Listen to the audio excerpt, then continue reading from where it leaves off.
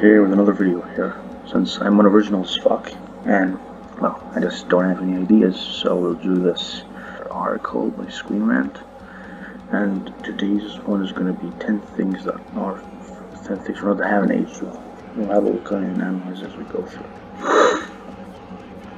Okay, so 10 things from Naruto. Naruto is one of the most popular manga and anime series of the last couple of decades, but some things just haven't aged well. Okay, however, today 2019, so it's recent, so we'll have a look at it. Oops, excuse me. Okay, let's have a look. The Naruto anime originally debuted in the early 2000s. It's nearly 20 years old, yet still relevant if we count its sequels, Naruto, Shippuden, and Boruto. With this said, not everything about the Naruto series as a whole, minus Boruto, has aged well. Aside from the series of Again's progression and the development of its main characters, there are elements that are unquestionably problematic. While some of these may have seemed harmless at the time, they don't look great in retrospect. In fact, they have gotten worse with age as tastes have changed and anime shows are handily different since we got through the introduction. Now we can go to the next stuff. Number 10, the inconsistent level of technology in the setting. From the start, it was never clear when exactly Naruto was supposed to be taking place, where it's clearly some kind of alternate fantasy world. Due to lack of elements that tie in consistent, as the above images show, power lines existed throughout Konoha's playing the use of technology, yet there weren't many electronic devices shown in Naruto. Wireless device. With the wireless radios, the main characters wore during missions being one of the more constant ones. In addition, the characters were a mixture of modern and traditional Japanese clothing, which only confused the ship to this day. Now, for this point, I guess it's a problem because again in Boruto, you have like trains, and then obviously there's this retcon in the anime only arc, and the Boruto anime only arc, where it's like Boruto talks about a train, and the father of Denki hears him, so you have this weird retcon. Yeah, so it's one of those things, but I don't think the technology in general is a big problem with the series. I mean, it's one of those things, as I said, with the anime in general. I don't think, like, it... So as I said again, I don't see the problem with technology or the inconsistent level of technology in the setting. Although I may agree with it, but I don't see the problem with it, so I'm gonna skip this point. Number 9. Lack of development of supporting characters. Okay, that's interesting. I kind of agree. Let's see what they have to say. Cast of characters that exist in the Naruto universe. It may seem natural that not all of them were fully developed except for the main ones. However, fans of the anime have argued some of the supporting characters had the potential to be interesting and could have had more of a role in the plot, yet these characters were sadly wasted either because of bad writing or the episode focused on. A perfect example of these elements is Tenten, almost known as being the girl that can summon various weapons. Not much else for her. She has a more prominent role in Boruto. Okay. Okay, what's this? Yeah, I will say that's a point I definitely agree with. A lot of characters got shafted from the supporting cast, like Shino, Kiba, Rock Lee, Neji. We're still actually fan favorite to this day. Obviously the Naruto fandom is not as prominent as it used to be, but yeah, I'm pretty sure these characters still hold up. But a lot of the side characters got shafted. You know, even characters like Sai, who got introduced, got shafted in the war arc. So yeah, I would definitely agree with this. Shino. Although Rock Lee and Neji did get some development, they didn't get really much screen time. And I would say Neji's story didn't really finish well. He didn't really change the Hyuga or anything, but that's fine. But his, the way he went out was pretty pointless because there was no build up to it, and he was kind of a relevant character by that point. Tenten is definitely a good example here. They highlight some of the problems of Shippuden. Shippuden is generally a series which just has a lot of talking but no feats. one of the things I feel like should have happened, obviously since Kishimoto was getting tired running the manga and he couldn't focus on every character, and obviously the cast was getting bigger and bigger as the series progressed, they should have done this where, like the Boruto anime, where they kind of have anime-only arcs, so the filler is considered canon, so then you wouldn't feel like the characters are wasted. I think like characters like Shino, there's like this arc where Shino and whatnot, they fight, like they go on missions, and they also fight the Abu. He fights Shira. Neji gets a moment in the Chunin exams, I feel like the Sand Village, which was filler. Yeah, I feel like that should have been canon, but then again, it may retcon. Well, it does retcon the main story, but like I feel like that's what the shifted anime should have done, especially with the direction that Kishimoto was taking with the whole incarnations and with the whole like the path of revenge and hatred, comet and peace. Since it was obviously going to be all about Naruto and Sasuke, I feel like they should have given the anime a room for the anime-only arcs to focus on the other characters for them to get shine. Yeah, so I definitely do agree with this point. Number 8, the quick deaths and resurrection of the Akatsuki. Interesting point. No matter how interesting a character or a group of them may be, their coolness factor can easily diminish depending on how they're handled by the creator. The Akatsuki group in Naruto, for instance, were considered to be fan favorites due to their cool designs and amazing powers. So as Naruto, Shippuden's plot progressed, they were quickly eliminated by the main characters of Naruto. That's true. We reached the 5 Kage-sama arc, and almost all of the Akatsuki were eliminated, other than, Obito. So that's an interesting point. So now that they were resurrected as sentient zombies, as a result, the Akatsuki army became less interesting as villains, plus their deaths seemed ultimately pointless in retrospect. They were going to be brought back to life anyway. Now, that's an interesting point. I agree with the last paragraph, but I'm not going to explain it, because I feel like a buddy of mine did a way better job than me explaining stuff like this. His name is delix the reviewer. His channel will be in the description. He talks about how he does like streams, and he said stuff about how the Edo Tensei kind of cheapened the deaths, like obviously like Dio. It definitely cheapened Sasori's death. It cheapened Nagato's death for sure. And it cheapened Deidara's. I mean, it made Deidara look like a joke. So the Edo Tensei was kind of a controversial opinion, so I do agree with it. I think the last sentence really makes sense. I agree with the last sentence. I think they should have done a better job with handling the deaths and the Edo Tensei, but I feel like the Akatsuki generally, they should have done more screen time. And the first few arcs, they were really intimidating, and they did a good job of creating tension between the nations and, within the nations. They did a good job creating tension within the nations. Most of the characters are amazing. Most of the Akatsuki are my favorites. Some of them even have amazing character development, but the problem was they became plot devices towards which I would call the war arc. Towards the 5 Kage-sama arc, whenever Pain arc finished, the Akatsuki became more of a joke. It's unfortunate because they were amazing, but yeah. A lot of them did finish off quickly, but some of them did get development, and I feel like, just as delix says, Naruto is more of a story manga rather than a fighting manga.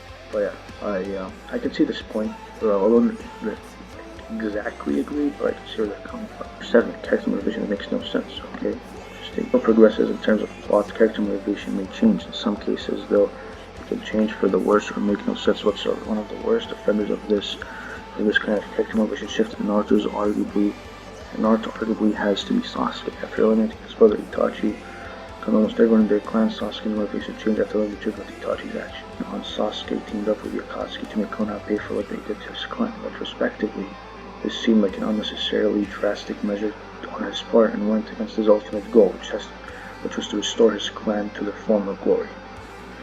Okay. Now, I don't really agree. Of course, the whole character motivation that happens in every single anime. Excuse me. Now, character motivation, not every character is going to have the right motivation for the right time. But, so that this is, well, it's a basic point. I may see where they're coming from, but I do not. So it may hold up, and it may not hold up. It depends on the fan. I don't think this point it really should make it on this list, but I completely disagree on this on Sasuke. For me, someone who could be a good example of this is Obito. Obito had, in my opinion, one of the worst goals, and the way he went on about it was not really the best. Now, I know he didn't do the whole war just for Rin, but the way he went on about it, and the way he was mentioning it, really made it seem like it. And I don't think the anime did, or like the original series, did a good job of it, justifying what he did. So I see, like, while again, Obito's a tragic character, and I see where he's coming from. What happened to his past did not really justify, or they didn't really show his resolve to his goal, which was the infinite Tsukuyomi, didn't really make sense. Well, I do completely disagree with all due respect on Sasuke. I do see a lot of people. I see a lot of people who shit on Sasuke, and I just don't see it. Sasuke is an amazing character. Now let's put this into perspective. If anyone, now what Kishimoto was trying to write with Sasuke is a character that is flawed and is human.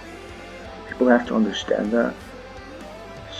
Like, let's try and relate ourselves here. If our whole clan was massacred, and we had this one person we have always our whole life tried to beat just to restore this clan, or to restore its reputation, and after we finally reach this goal, we find out that this same person was the one who was right all along, and the people you were trying, and the people who you thought were the right people turned to be the scum ones. That's insane. Like, again, when Sasuke reached the 5 Kage Summon arc, he didn't give a fuck. Sasuke lost his shit. Sasuke is human. He lost it. He lost all common sense. He lost his sense of direction. He lost his coolness, which was a factor of Sasuke during his goal, because he knew if he wants to, be Itachi, he has to be cool about it, because, after all, Sasuke is an Uchiha. And a lot of people will be looking out for him, so it makes sense that Sasuke usually was really cool-headed, but then when you see this happen, Sasuke just didn't care anymore. Sasuke was just gone on the path of revenge. Again, he's human, so he was broken. He just broke so I think people misunderstand Sasuke, and obviously, in my opinion, adult Sasuke is the best Sasuke. You see him come full circle.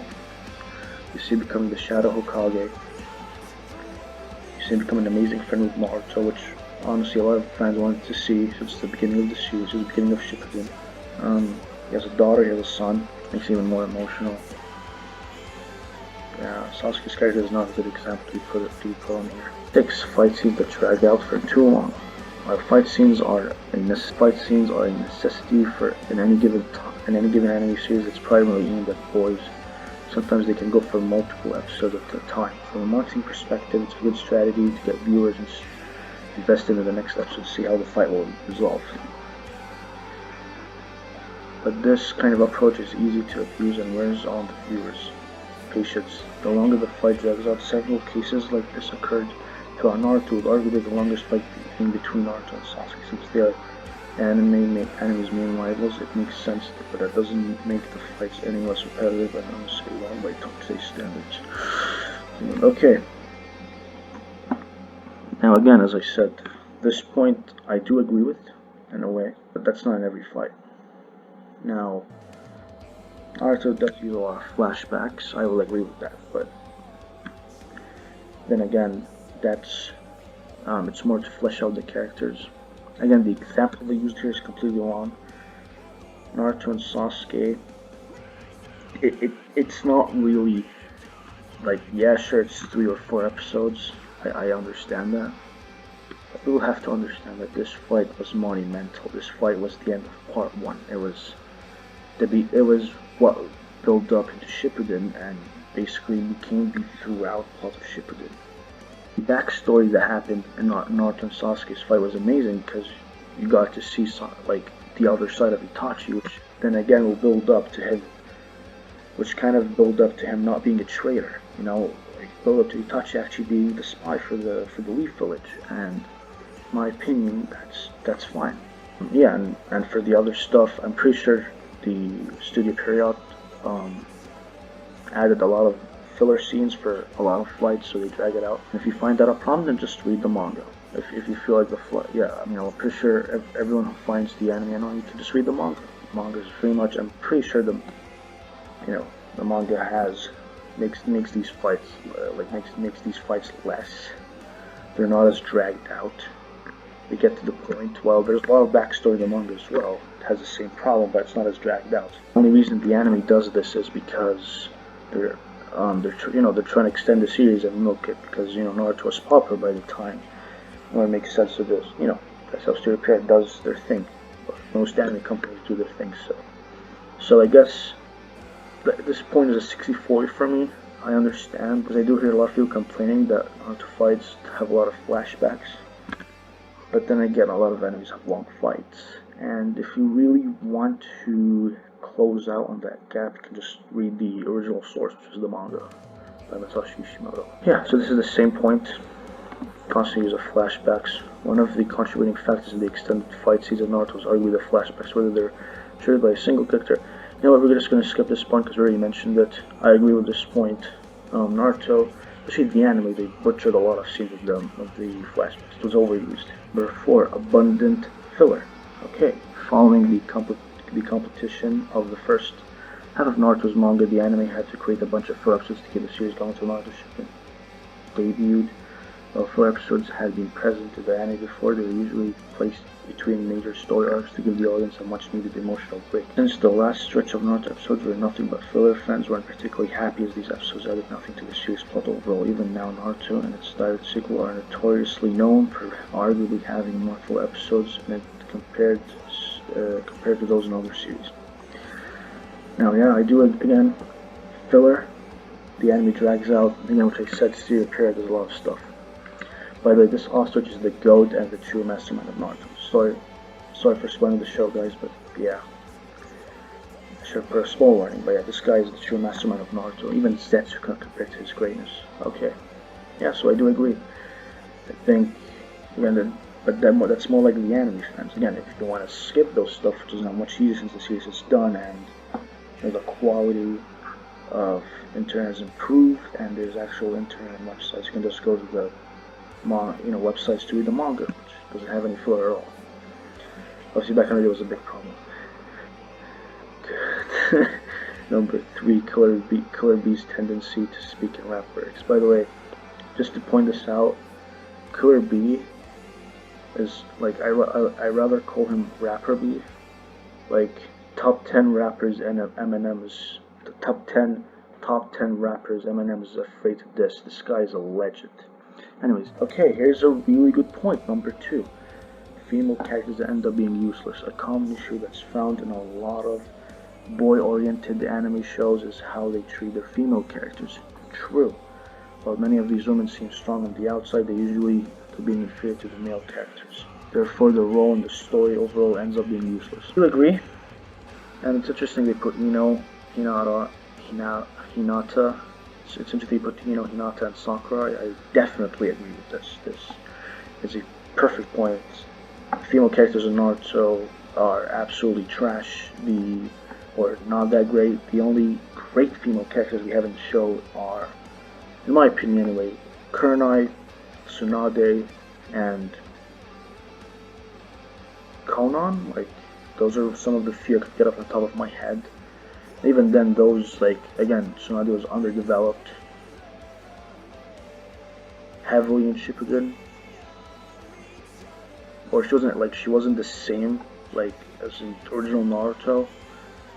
Kurenai ended up being useless. She does nothing for the rest of the series, and yeah, and Conan got wasted. So yeah, Conan wasn't really that developed. She was in the shadow of Naruto, which is unfortunate because she had some potential. But yeah,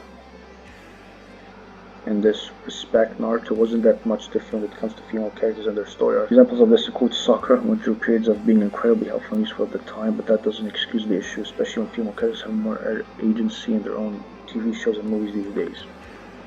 True, I do agree with this.